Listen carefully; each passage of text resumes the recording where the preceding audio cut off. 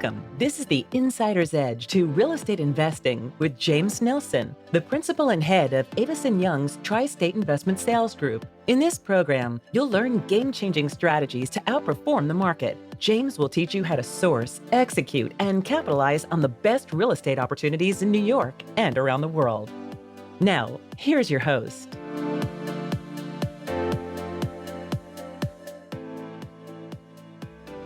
Welcome to show number 167. This is your host, James Nelson, of the Insider's Edge to Real Estate Investing.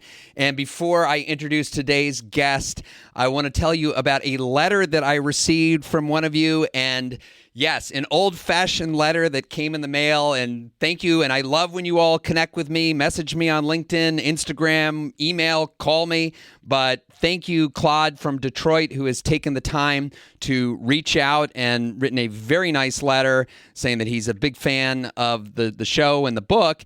And he's asking me, how does he get into real estate investing? He's identified some great opportunities in the Detroit area where there's some grant money available. And what I love about what Claude is saying is he finds this not only as an opportunity to invest, but also make a positive impact. And Claude, if you haven't listened to that episode with Matt Blesso, I would definitely go back and do that, where he talks about impact investing. And Claude, to answer your question and for everyone else's benefits, you know, getting in and making your first investment, a great way to do that is finding a trusted partner, someone who has made similar investments in what you're looking to do. I think you should, after you've identified this opportunity and found live properties to invest in, I think you should reach out to these potential partners and see that you could team up for your first few investments before time. You'll have your own track record that you can leverage for the future. So, Claude, thank you so much for reaching out on that. Hope this is helpful. And for today's show, we have with us Rod Santomassimo. He's a friend, he's a mentor, longtime coach of mine. We've had him on the show before, but he is back and he is at it again. He has his latest book out, Dominators of Commercial Real Estate Brokerage, and Rod was so kind to include me once again in the book. He last featured my team in Teams Built to Dominate. I always get so much out of Rod's wisdom. He has more than 30 years of experience in the commercial real estate industry. And in the interview, Rod discusses the pandemic as an accelerator that led to hybrid working, telecommuting, teleconferences, among other things. But now he has told me he is all in on AI, leveraging how to stay on top of trends and make processes more efficient. He says what is happening right now in AI and the AI world is the greatest accelerant that we have ever seen in our history in regards to what is possible and how quickly it can happen. Let me read that again. What's happening right now in AI and the AI world is the greatest accelerant that we have ever seen in our history in regards to what is possible and how quickly it can happen.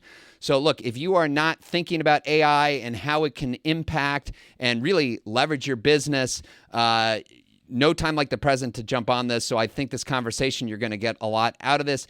But he also talks about some of the traditional things that have made so many of the people you've heard on this podcast successful, the value of relationships. Rod says that's still what matters. And when talking about a broker, he says, one question I always ask a broker is, tell me a time when you advise your client not to sell. I love that question. And really, the professionals that you're working with, they should be thinking about the long term, not just making a quick buck, so to speak. So to find more opportunities, Rod mentions the power of creating a presence pyramid. So he talks about personal, physical, and digital layers. Presence is paramount in everything you do, Rod says. So during this episode, Rod encourages you to find a mentor and ask 3 questions when connecting. What's new? What's next? And what do you need? Intellectual curiosity will be the way to grow and be the doer, he adds. I could not agree more, so we're going to have a brief word from our sponsor, and we'll get right into that interview with Rod Santomassimo.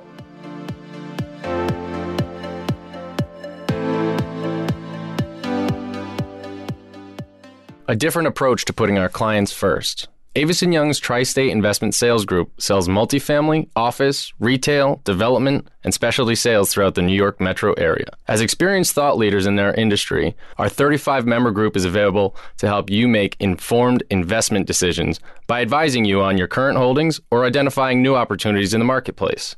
Our one unified team is built on an industry-unique platform which promotes unparalleled collaboration and teamwork. We share core values of hard work, integrity, and expertise. We put our clients first, providing tailor-made strategies to achieve superior results. Please visit us at aytristateinvestmentsales.com and follow us on Twitter, LinkedIn, and Instagram at James Nelson NYC to learn more.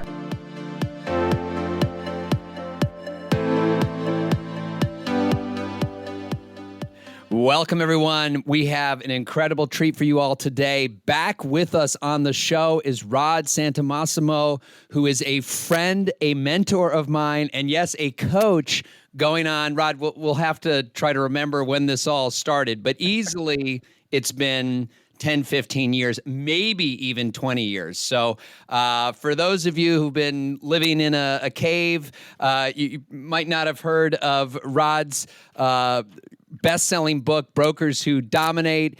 And here we are, hard to believe, 10 years later, Rod has done it again. Now he is out with the reunion book, 10-year anniversary for Dominators of Commercial Real Estate Brokerage. I love the subtitle here, How Top Producers Adapt and Continue to Be Authorities in an Otherwise Commoditized Industry. So, Rod, welcome so much to the show. Thank you, as always, for sharing your knowledge. It's a real pleasure, and I always get a tremendous amount of benefit from this as well. So thank you so much. Well, James, thank you very much for having me back. I remember the first time we did this, it was in New York in the studio. But this time now we have advanced technology. We can do it remotely. So I'm excited to be here, excited to talk to you about everything regarding commercial real estate. And let's move forward. That's awesome. And I'm glad you mentioned the wonders of technology because I know you're always such an early adapter. And one of my favorite quotes is Wayne Gretzky's skating where the puck is going. And what you have been doing in the AI space is really exciting. So we're going to get to that for sure, but I want to kick it off with the book. And I think also for context, I know most of you listening out there, yes, we do get some real estate brokers who want to be investors, but the reason why you're listening to this show is you want to gain the insider's edge to real estate investing. You want to learn how to do this. So you might say, James, why are we on this show talking about a book about how to dominate in commercial real estate brokerage? But I would suggest to you, as I do in my book, that understanding and how to cultivate relationships with brokers are going to make you successful. So, Rod, why don't you give us a little bit of sense? Because, again, these brokers who you profiled and you were kind enough to include me in this book have all excelled in great times as well as challenging times. So, now you've had 10 years since the original book. You've followed their paths. What is kind of the takeaways? I mean, if you had to give us the Reader's Digest, so to speak, on that on this book, what are kind of the lessons learned? And then let's use that as a starting off point. Yeah, so this book, the Dominator book, is really a combination of the first book I wrote a little over 10 years ago called Brokers Who Dominate. And then I followed up with a book called Teams Built to Dominate, which, James, you have a dominant team and you were included in that book, rightfully so. And so I thought we'd look back, especially when the pandemic hit. I said, I wonder what people are doing now to adapt to this changing market. So I went back and I researched all the folks we talked to in those two books. And I picked the best stories, those who adapted I felt the strongest. And here's what we found. First of all, you talked about Wayne Gretzky, right? Skate to where the puck is going. Dominators do that. They have not sat still at once. They're always looking to what's next. What's next? Where is the market going? I know, for example, in that book, Matt McGregor, who's an industrial broker out in the Seattle area, he talks about always understanding 12 months from now, where will the market be?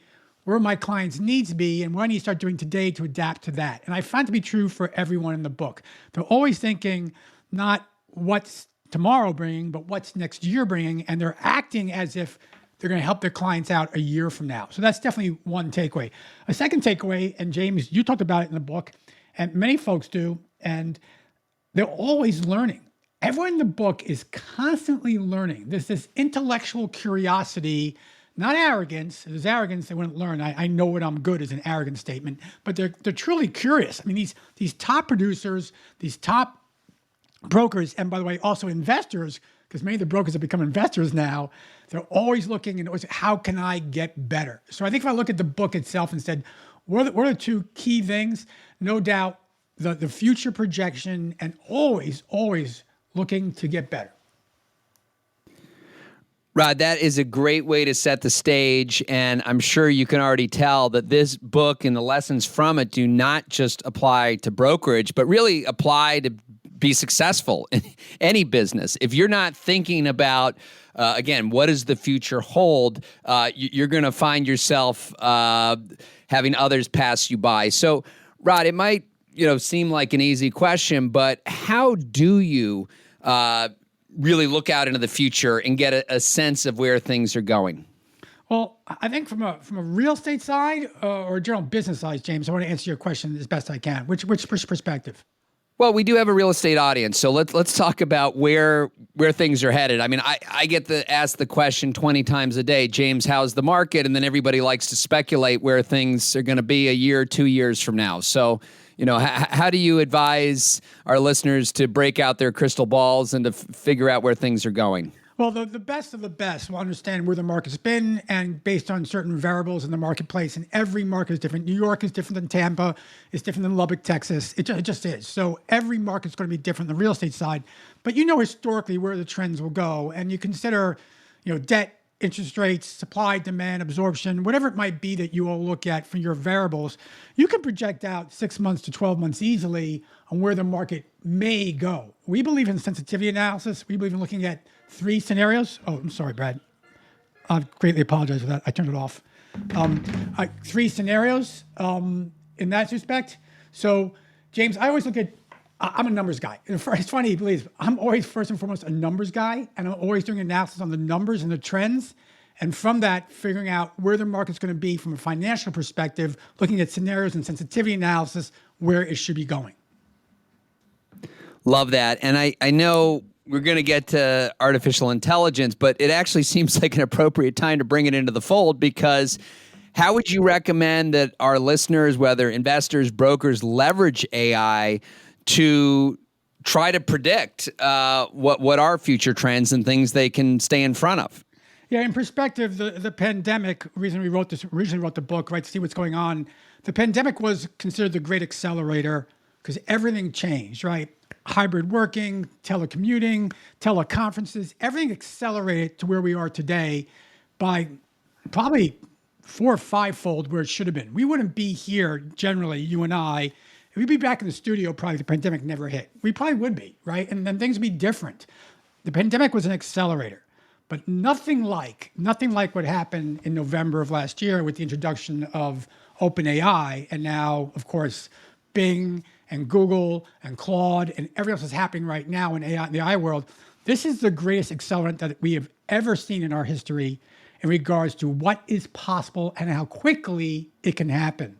So while some of you may be worried about the dangers, and yes, AI is a dangerous tool. In fact, James, today someone sent me a file of my voice saying something that I've never said before, but it was my voice.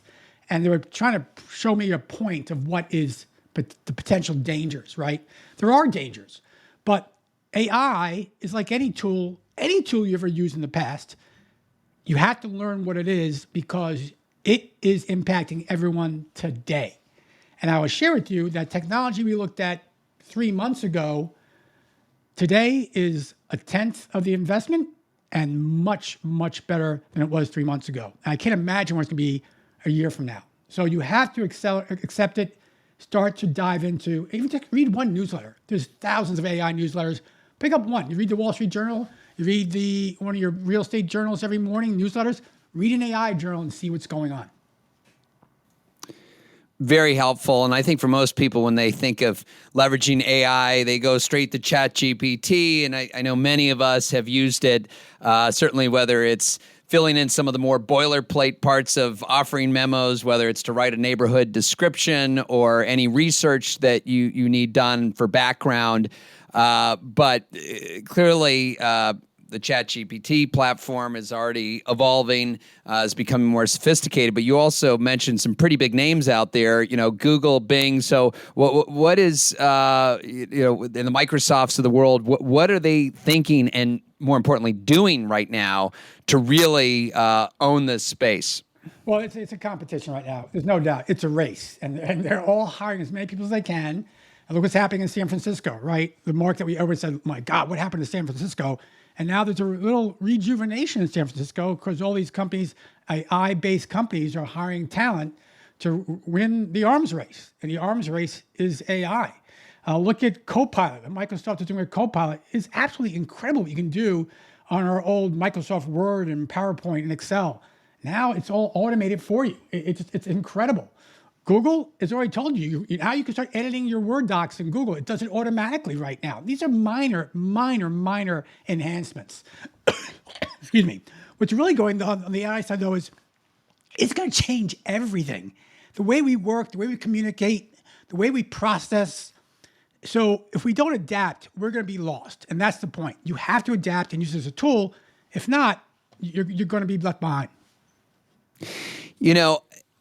I'm thinking about Gary Vee right now because he is always a big proponent of, just try it out, right? I mean, I think so many of us say, well, I'm going to let everybody else be the early adapters, because half this stuff isn't going to, stick around. And sure, we can point to examples and look, you might tell me the Clubhouse is still viable and people are still on that platform. But I remember early on, we all jumped on the bandwagon and we said, hey, this is the greatest thing we've ever seen. We're all hanging out in these Clubhouse rooms and we're all, it was, I don't want to call it a novelty, but, you don't hear many people talking about Clubhouse now. And so it's true. You don't know what is the platform, the technology. Is it going to be a winner, takes all? And that was, certainly what we've seen Google do in the search space. But I think to go out there and to familiarize yourself with the various technologies make a ton of sense, right? So to at least get to see what is out there, to stay informed. So what would you say to the investors, brokers out there who want to, do more than just kind of log on to ChatGPT and to try it out? What are other things that they can do right now to improve their business? Number one, use the tools. There are so many tools out there. There are tools for writing. There are tools for images, whether it be a Mid-Journey or a Leonardo. There are tools for designing. There are tools for lease abstracts. There are tools for everything. You can go to, here's a website everyone should go to. There's an AI for that.com. There's an AI for that.com. Go to that website first and foremost, and then just type in what you want and just use your imagination. And it will prove to you there's an AI for that. There's someone that's built something for what you're doing right now that can be automated instead. And that's the key, automation. James, we just had a AI expert, or who knows if they're experts after 6 months of this, but AI expert come into our company, look at everything we're doing, and I just got the proposal last night, and how the AI can automate a lot of our processes, right? Now, our team can start doing things that are higher quality elements, higher impact elements. So yeah, AI can change almost everything that you're doing, no matter what you're doing. It can. Rod, I'm smiling because, saying that here's someone who knows me. They've only been in this space for a couple months. Now they're the authority, the expert.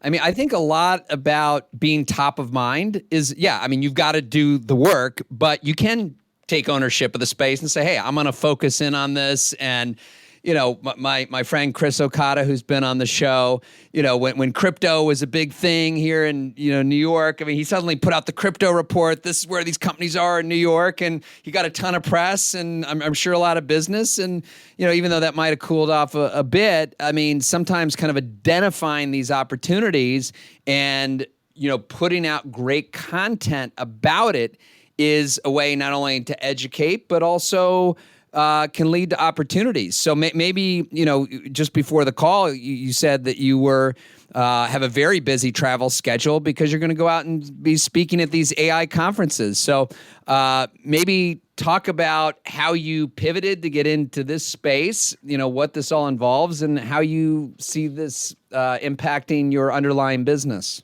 Well, let me go back to two things you mentioned so far. You mentioned Clubhouse, and Clubhouse was an audio-based platform during the pandemic where people could actually connect because they couldn't meet in person. So Clubhouse, when it came out, caught fire because there was no other choice to connect, right? So it served a great purpose during the pandemic.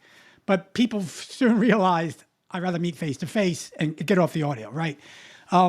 Crypto, I will honestly tell you, I've never once spent a dime or a minute on crypto in my time, so I know nothing about it. But I understand it's not Clubhouse, but it's also maybe not the next great thing, right? We understand that today. It might end up being, I don't know. AI though, so here's what happened. I'm a coach, that. I coach, commercial real estate brokers and investors across the country and a variety of reasons. But I have coaches. As a matter of fact, I spend time with Gary Vee. You mentioned Gary Vee. I spend time with Gary Vee and others to teach me. I don't know what I don't know. I have intellectual curiosity. I'm ignorant to the fact I don't know what I don't know. And that's what drives me. And so I have a coach who's only 27 years old, but he's my tech coach. And so he called me up and said, Rod, get on a Zoom call right now. I got to show you something. And this is in January, I think. And I said, okay, what do you want to show me, kid? And basically that was my attitude. What do you want to show me, kid? And he showed me ChatGPT. And I saw right there, I recognized immediately the world changed. It just did. To see the power of what you could do and what ChatGPT was in January is vastly different than what it is today. Vastly different than it is today.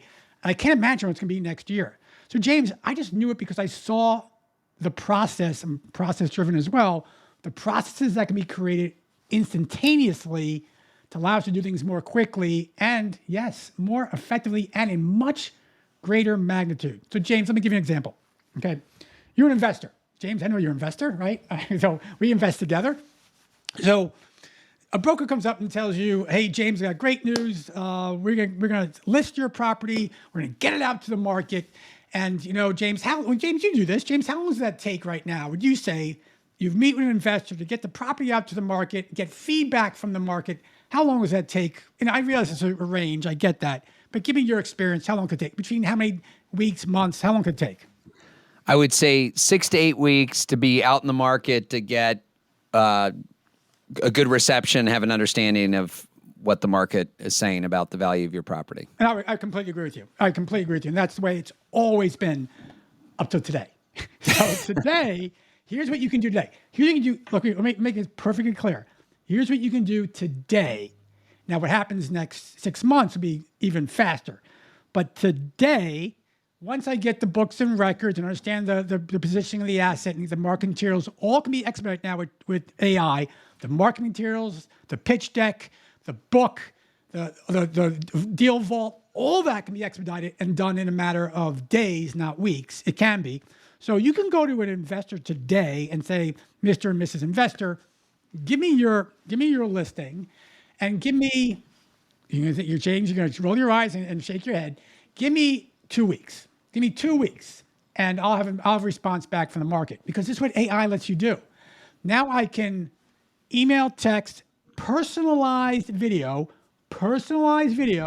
of James Nelson sitting there and personalized video to thousands of investors across the globe saying their name in James' voice. James is saying it. Hey, Betty. Hey, Bob. Hey, Steve. Hey, Joe. Text, emails, personalized voicemail drops in campaigns that you can automate and get the message out to thousands of investors with all those mediums in a matter of hours. You now can. That exists today. I know because we're using it and we're building more of it. So what that means is as the Fed continues to be the Fed, and we all love the Fed, right? And they say interest rates are going up again. Well, would you rather wait 6 weeks to sell this asset and get market response? Or would you rather wait 6 days? Well, of course, I'd rather wait 6 days because speed kills deals. Today, James, the market accelerants are there. Now, Brokerage has not figured it out yet. They haven't. They haven't figured out all the tools and platforms to do this. But I'm telling you, before the end of the year, you'll be able to do this. James, you'll be telling your investors, we can get you an answer in 2 weeks. You will. You don't believe me? Crazy? It's there. The information is there. The platforms are all there to make it happen. Yeah, Rod, that does not, I've certainly heard of that, and I've even been pitched by a tech startup, and this was more of a canvassing tool where they said, okay, that exact same thing that you said can reach out and actually interact and have conversations with owners about their properties. Now, that's not, that's not something that I would feel comfortable doing right now, to let an AI platform simulate a conversation with an owner on whether or not they're looking to sell. But it would not surprise me if there's investors out there. I mean, I kind of think back, to some of the scrappy investors we've had on the show who used to write handwritten notes to all the owners. Are you interested in selling your property? And then there's, machines that would write those letters. So, I mean, this is the next evolution. So I think part of it is kind of picking and choosing, what are these advances in technology that would work for your business. And ultimately, and I learned this from our good friend, Bob Knackel, that time is our most valuable asset, right? There's only so many hours in the day. So if we, at the very least, if this can just create efficiencies in our workflow, right, and free up more time, right, that's a huge opportunity. Right. Yeah, so you mentioned a word which I think is going to be the word that people will struggle with, is comfort. I'm not comfortable with a machine calling on my behalf or this. James, I'm telling you, because I've seen it. I saw it this morning. It's going to be your voice having a conversation with investors or whomever, and it'll be truly a seamless conversation with no detection that is not really you. That exists today. It's not out in the market yet, but it does exist. And so James, look, are you more apt to get more deals if you make 100 calls a week or you make 1,000 calls a week? We know what the answer is. So magnitude, speed, the market's changing. It's scary, yes, but you can go back and hide. You can attack it and adapt and say, okay, I need to be in the forefront of this. Mm-hmm. Well, it is certainly exciting. And as you mentioned, I mean, this is a pivotal time, right? Where suddenly, again, this whole world is opened up in front of us. So, but I don't want to, as exciting as this space is, I know there was a lot more lessons in your book than just leveraging technology. I mean, something that really resonated with me, and what I've certainly, found incredibly important in my career in advising clients, is that it really seems that these brokers who you featured really view themselves as advisors, trusted partners. And I know sometimes these words get overused, but truly putting yourself in your client's shoes and saying, well, if I own the property, what would I do? And so I think that's really important, and I'm sure that came through, and I know you wrote on it. But maybe talk a little bit about that as well, because certainly as I kind of lay out the team and the platform in the book, we talk about how important it is to have the right people. So for our investors out there, what should they be looking for in a real estate broker today? Well, it's funny. This is a conversation I had just recently on Twitter, and someone asked a similar question. What questions should you ask your broker? And so when you read Dominators, they all, and James, you as well. You're the leader here as well. A broker's role is it the facilitation of a transaction, or is it getting the client the results they're seeking, right? So the results they're seeking, it should be the latter, by the way, obviously. Most brokers, commodities, look at a transaction. The Dominators, the authorities, the advisors, they look at the facilitation of a relationship. That's what matters. So one question I would always ask a broker is, tell me a time where you advised your client not to sell, right? If they can't figure out an answer, I've never done that. I've never once. Like, well, you got a problem. You just do, right? Because obviously they're seeking the fee. And it's funny, I just wrote a white paper on this, the 5 mistakes every investor makes. I just wrote a white paper. I haven't published it yet. The 5 mistakes every investor makes when hiring brokers. So one is obviously they're transaction oriented. You can't do that. Number 2 is they're not specialists. Saying that I can help you with your retail space when they've never done a retail deal isn't going to help you. It's not. Brokers, the dominant brokers, if who they are, James, you're a specialist. You have a team of specialists, which is even better. So you can have diversified requirements for your clients. They need to be specialists. Also, I tell you right now, I think one mistake most investors make is they focus on the fee versus the result. Huge mistake. Huge mistake. You're trying to save pennies. In fact, you can make millions of dollars more allowing a broker to do what they do and do well. It's just a fact. Some brokers, some investors, it's like when I bought a computer, right? When you bought a computer, or your dad, remember your mom and dad did, it's got to be an IBM back in the day, right? And then it had to be a Hewlett Packard. And now it has to be a Dell or a Mac, right? The safe choice. What's the safe choice? Because I'm not going to go with some risky choice. So I'm going to go with, look, we have clients in every firm, so I'm not favoring one over another. I'm going to go with CBRE because they're the biggest on the planet versus go with Jim Brown, right? Whatever. Why? Don't focus on the firm, focus on the broker. The broker is the one that's going to be the talent and skills and knowledge and his or her team that's going to get you the results, not the firm. So when you look at all those elements, I think there's a way for investors to really look at brokers in a different perspective, a different lens, and decide what's the best fit for me and my needs at this point in time.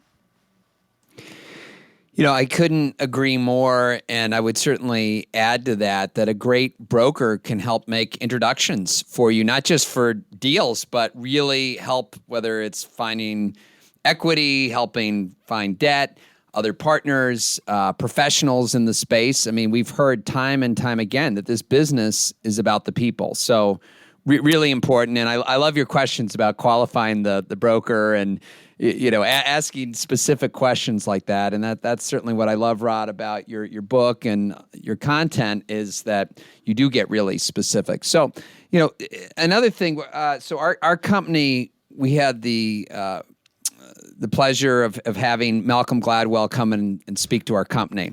Yep. And the guy is brilliant, has such an interesting perspective, one of my favorite authors. And the question came up with, we're spending a lot of time analyzing data. How do we make the best decisions? And Malcolm's take is, yes, we're in the golden age of data. We have more data now than we've ever known what to do with. So now it becomes that much more important for the broker or for your advisor to understand how to leverage the data, right? So I'm curious, what thoughts you would have on that statement where you've seen that, and again, really playing into that advisory role.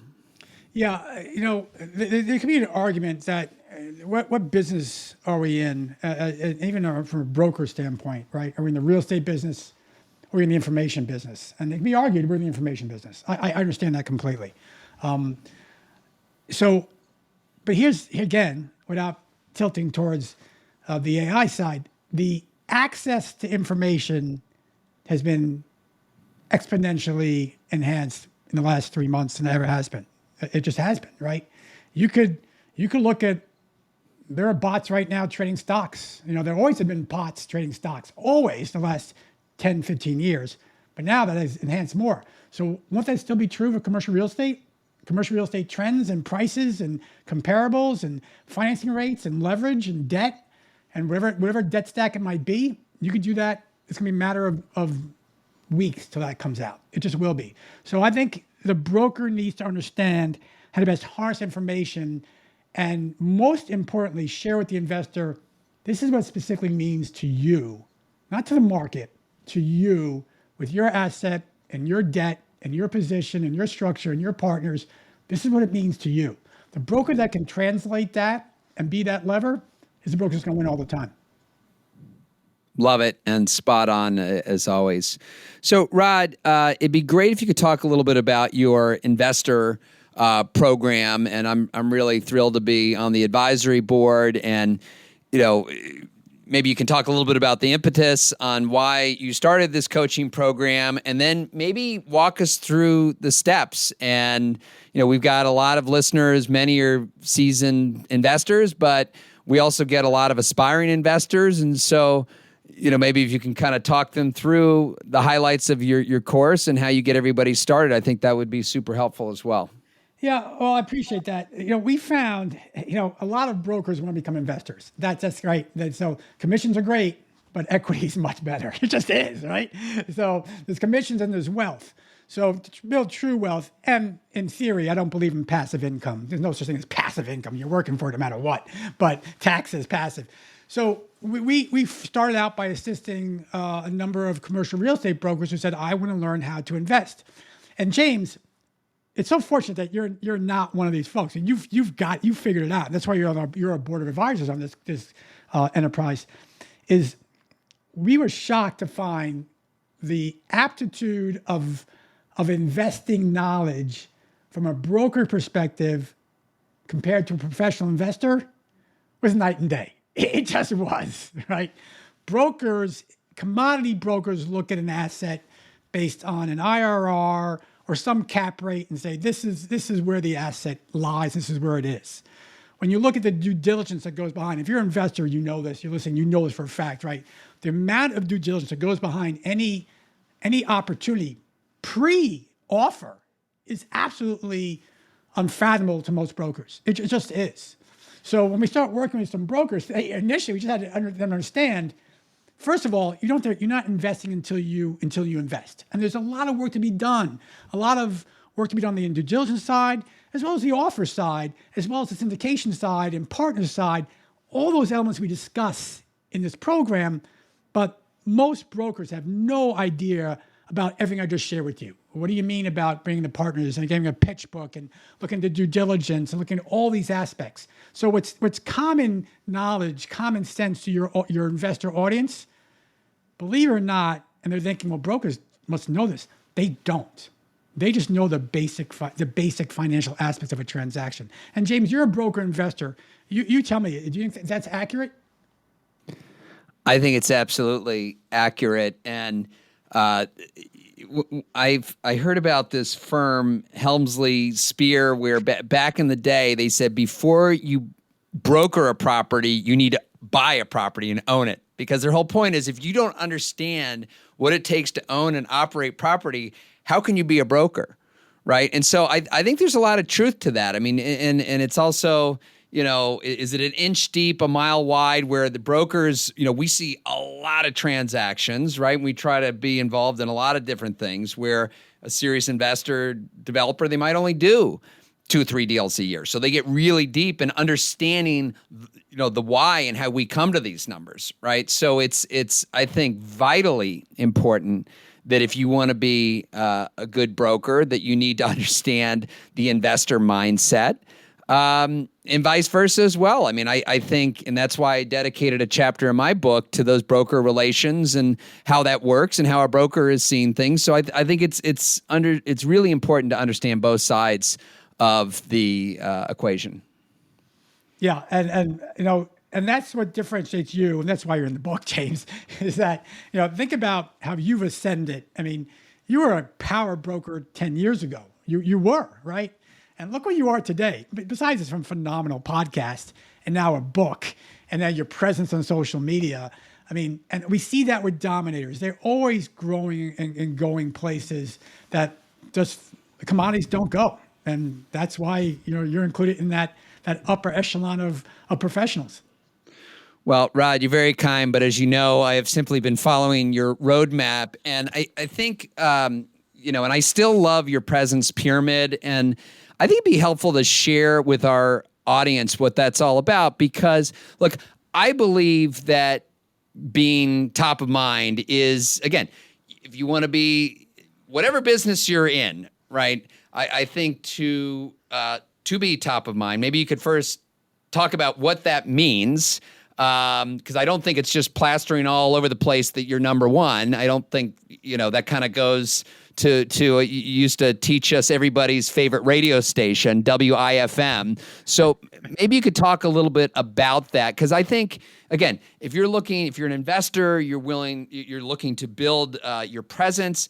I mean, this works for brokerage, it works for investing. So maybe talk a little bit about your presence pyramid, how it all works, and how you, of course, have been so successful in building your business as well. Well, it definitely applies to investors as well. And we're hearing stories all over the country, because we're seeing deals with this investor group all over the country. And by the way, deals are happening. I mean, they absolutely are. But when people are saying, I'm interested in investing in this asset, they're getting feedback. Who the hell are you? I never heard of you. What have you invested in? How big's your bank account? Give me some validation that I should even talk to you. Those days that we're like, what? You're kidding? I want to invest. No. You got investors now have to qualify themselves more than ever before.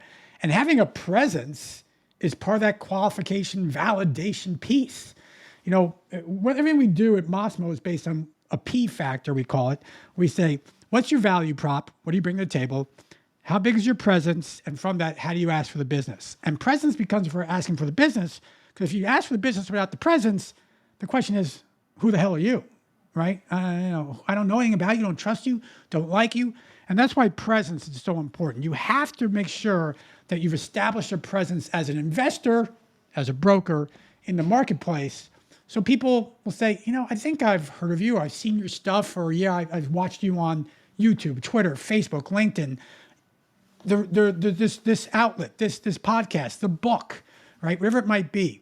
So presence. How do you create presence? How do you create a strong presence? You think of a triangle, you cut it in thirds, right? Cut it in thirds. So the top of the triangle of the pyramid is the smallest piece, and that's your personal presence. You only have so many opportunities to personally meet with people. Go out, you can, give a knuckle bump or a hug or shake hands. That's what I mean by personal presence. And that's a small piece. But you got to do that, especially now the pandemic's over. Get the heck out of your house and office and go meet people. Second part of that, a larger tier would be the physical presence. What you send out, tangible items you send out to people. Could be newsletters, could be books, could be letters, could be brochures, pitch decks. Physical pieces work. And that you can give to a broader audience because, well, look, I can meet with 3 people a week, or I can mail out 100 pieces a week. A broader audience. And the third tier down below is your digital presence. And that's all social media. This outlet is actually a digital presence piece. It's a digital form of creating a presence. And that, obviously, you can do a much broader audience. I could now talk to thousands of people with a tweet versus I can't physically meet with them. So, but we found and we track everything at Massimo because numbers matter. Those that integrate all 3 levels of their presence pyramid, the personal, the physical, the digital, they tend to create the greater presence and get more opportunities than those that don't. So that's why we think presence is paramount in everything you do, James. Could not agree more. And Rod, let's talk about the actual content. So what should our listeners, our investors, what should they be talking about to register most with their audience? And I'm pretty sure, Rod, that you're a big Donald Miller fan as well. In fact, I think you might have been the one, I'm sure, who introduced me to his work. So maybe talk about what that's all about, and as people are looking to put out great content, what that should include. Well, Donald Miller wrote the book, Building Your Story Brand. Fantastic book for anyone, whether you're a marketer or not. That book is one of my all-time favorite marketing books, Donald Miller. And yes, I spent a couple of days with Donald Miller as well. I immerse myself with coaches. But the concept of storytelling, right? So your content should be in a story, it should be, but more so the value you bring. So why doesn't an investor post on social media a recent deal they lost and why, right? And how they're feeling, or a deal they won and how it was structured, specifically how it was structured. People want to know. You bring value. There's a gentleman in social media, and I won't give his handle out just because I just don't think it's required. He has hundreds of thousands of followers. He's an investor. And all he does is share his deal stories. That's all he does. And people resonate with that. Okay. Why did you invest in this? Why did you not invest in that? Tell me why. People want to become investors. Look, if you start creating a following and a presence digitally, and you go out to invest and go, cheese and crackers, you're that guy or that woman or whatever, that works. So your content has to be just authentic. And again, Gary Vee, we're talking about Gary Vee. You have to be your voice, has to be authentic. And I truly believe there's a new guru out now, James. I don't know if you've heard of him. New guru, Alex Hormozy. You've heard of Alex Hormozy? I'm writing the name down, so I do not take your recommendations lightly. He is the man. Although you got to talk to my wife, because the amount of books that keep showing up in my house, I mean, it's like, so, sooner or later we're not going to be able to open the door. So, but I'm going to move this to the top of the queue. Okay. So, Alex Hormozy. all right, I'm taking notes here. He actually does a podcast called The Game, which is the #1 entrepreneurial podcast in the country. The Game. Former gym rat who's recently become just a phenomenal entrepreneur. But he's about to launch a book next week, and he already has 300,000 people. Understand this: 300,000 people coming to his book launch party online. Okay, Alex Hormozy. So again, and Alex would tell you, and if you would follow him, you can follow him, that just give away your stuff. Truly give away your best stuff. Now, James, I'm an old guy. I've been really hard to give away our best stuff. I really have. But I've started to do it. And you know what? It just makes me create better stuff, because I give away my good stuff, create better stuff. Just give away everything. So if you're an investor, tell what's going on. No one's going to be embarrassed. No one's going to say, you failed at this deal, you succeeded at that deal. It's not a boasting thing. It's not a pride thing. Just share authentically what you do. And if you do that, look, someone's going to know. If you go in and give an offer to someone, they're going to say, give me your CV, give me your resume on transactions. You better have that written and share it to them, all the deals you've done and you won and why. Because they're going to need to know that. Presence, it's content, it's everything. Yeah, I love the transparency, the sharing. No one, the older school of real estate and brokerage is knowledge is power. And so you keep everything close to the vest. And that is your competitive advantage, is that you don't share. And I'm going to build a moat around it. And you have to work with me if you want this information. And, maybe that, worked for a while, but certainly not a way to build or scale a business. So I love the fact, and it's really this abundance mentality as well, to share and to help empower others. And I really like to think that, the website that I have, and yes, it's called jamesnelson.com, but if you go there, you're not going to see, photos of me, talking, James is the #1 broker in New York City. It's, it immediately leads off with, how can you gain the insider's edge to real estate investing? And there's great content and value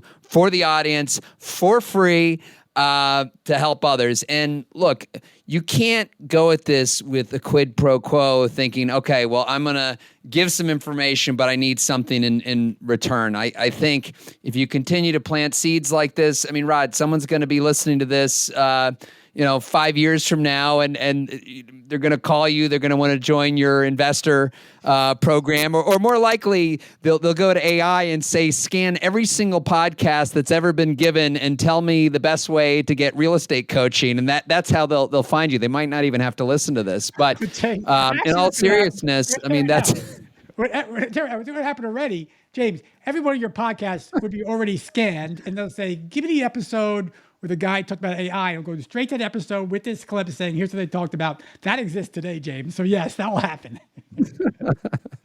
It's happening right now as we speak. It does. So, Rod, with only a couple minutes left to go, and just again, so grateful for your time, and again, this abundance mentality.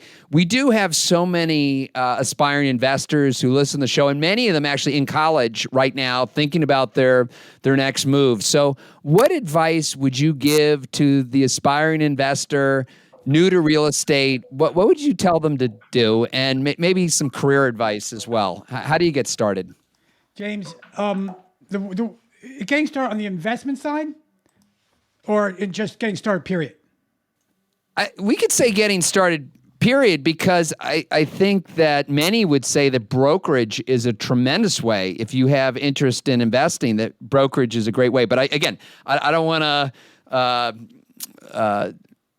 I don't want to lead the witness, so to speak. No. Look, it's not about getting coached. No, but it is about getting a mentor. It's about getting a mentor.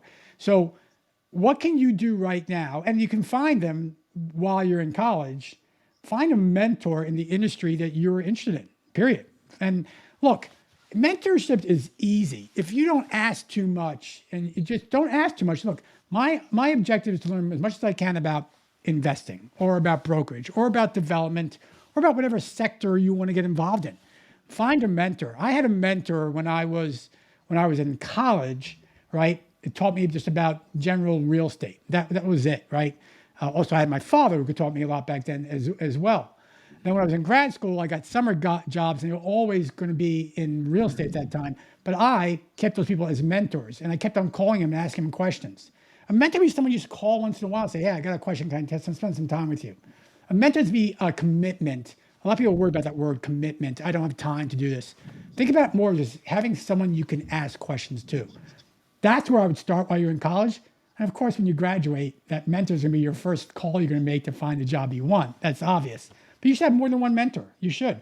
Look, I have 5 coaches right now. 5 coaches teaching me different things about different stuff, right? They're all mentors. Some are younger than me. Probably most are younger than me, actually.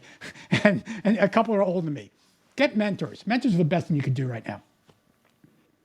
I love it. And I do want to press you a little bit on that because, and this is something that we've talked about on this show before, but my feeling is mentorship should not be a one-way street. So if you are the mentee and you're the one who's just making the request, hey, I want to ask you some questions, that is probably, I'm going to guess, is not the best way to begin a mentorship relationship. So maybe talk a little bit about that. Yeah. So look, I do believe these 3 questions. Look, I think the 3 best questions you're ever asking one is, what's new, right? What's new since we last talked? What's new? What's next? What are you working on? What do you need, right? And then third is always, how can I help? If you just ask those 3 questions, by the way, you're going to get a lot of money. You're going to make a lot of money if all you just ask those 3 questions. What's new? What's next? How can I help? And the third one would be, you better figure out how you can help. So for example, in the book, there was a gentleman named Mark Myers, who is a senior housing, fantastic broker out of Chicago. Well, during the pandemic, all his clients, they were shut down. There was no brokering going to happen for years. We knew that, right? So what did he do? He reached out to China and found suppliers for PPE, because no one can find PPE at the time, right? Personal protection equipment. And he found suppliers for his clients for their PPE. Had nothing to do with making commissions, had nothing to do with making money. It had to do simply with helping and providing value. So in the two-way street, if you're going to get a mentor, how can I help? How can I help? That's how you help. I love it. And that also makes me think, I just saw a little clip where Barbara Corcoran was talking about how interns can find permanent jobs. And she said, just always do 50% more than what's asked. And I love that, because she says, who do you think we're going to hire? It's going to be the person who goes to any length. So that's why, and I do a monthly career advice Zoom. And I always say, you never want to ask a potential employer, what's your hybrid work policy? If you're going to ask any question, ask how often can I show up to the office? So, just demonstrate. What time is the office open? Right. That's right. So, Rod, this has been so much fun. And every single time we collaborate, I just get so much value. So I really hope that our audience here was taking notes, but I want to end this, and I'm pretty sure if we go back and listen to the last recording, I'm sure I brought this up before, but in addition to these incredible books that you've written on brokerage, one of my favorites of yours, and also the title, is Knowing Isn't Doing. Okay, so you have just heard incredible information and insight. So, Rod, that all being said, knowing isn't doing. So what would you say as your parting words on how our listeners can actually make this information actionable and put into practice? Yeah, so knowing and doing. Don't kid yourself. That is that's still my favorite book. Um, but look, I just gave you a couple websites, a couple of authors, a couple of things, James, I did share with you during this podcast that you can go check out right now and learn more. Intellectual curiosity is going to be the way to grow. It just is. So, be the doer.